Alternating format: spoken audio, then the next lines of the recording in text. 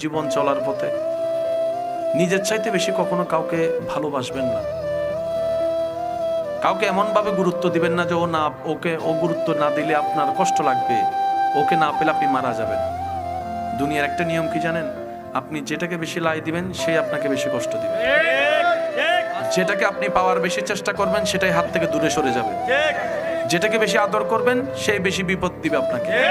যাকে আপনি গোলাপের মতো করে লালন পালন করে বড় করবেন, দেখবেন সে আপনাকে বেশি কষ্ট দিয়ে চোখের মধ্যে পানি আনাবে। এটা দুনিয়ার নিয়ম। এটা কেন হয়?